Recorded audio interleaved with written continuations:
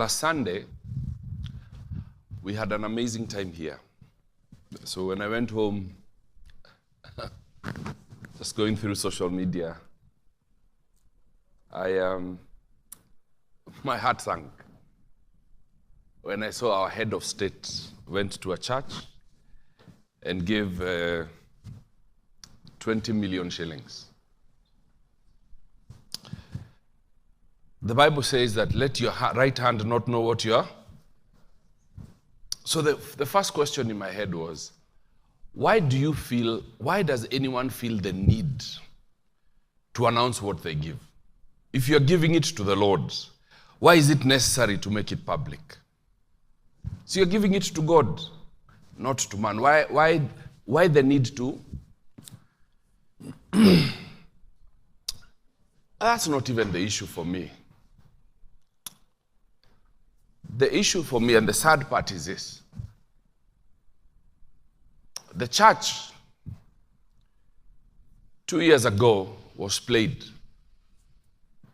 And the church has been complaining, oh, tulidanganywa, oh, walituenjoy. And now, it's happening all over again. The same script. Current government went around the country, gave money, splattered quite a bit of cash to the pastors. And we sold the government, we sold our country. And now it's happening again. The only difference is now is big money. Now it's no longer handouts. It's no longer 100 here, 200 here. Now it's big money. 20 million, 100 million. When the Catholic and the Anglican Church send money back, I thought, wow, we are out of the woods finally. But that was the mainstream church. But the evangelicals have this insatiable desire for money. Pesa ndio amekuwa Mungu wetu wa Pentecoste. God, money has become our God.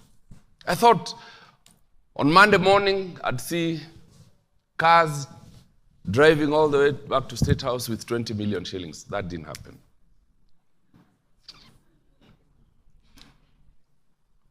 But here is where the problem is. The reason why we were played is the Church of Jesus Christ no longer has the gift of discernment. We no longer hear the voice of God.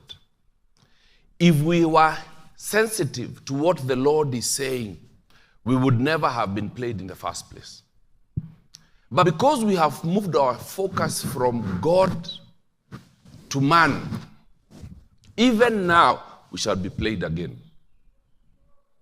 I saw people jumping and celebrating because the head of state gave them 20 million shillings in a local church. And the question for me was this: when they go to hospital, is that the money they're going to, is their pastor going to pay their hospital bills?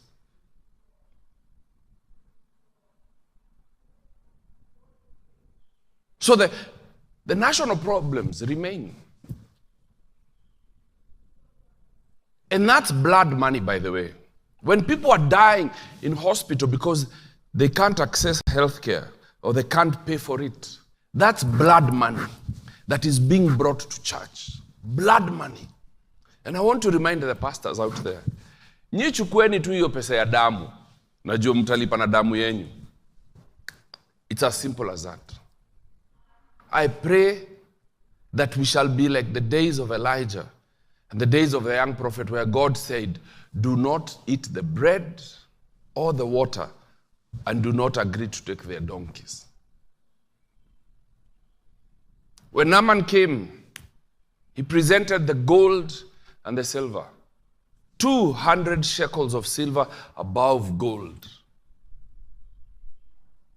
And the prophet refused it. In fact, he didn't even give him time of day. May the church go back to the place where we hear the voice of God, where our focus is no longer man, but God. I want to conclude by saying this. The Bible prescribes to us that cursed is a man who puts his trust on man. So the church is cursed because our hope is in man. May the Lord have mercy on us.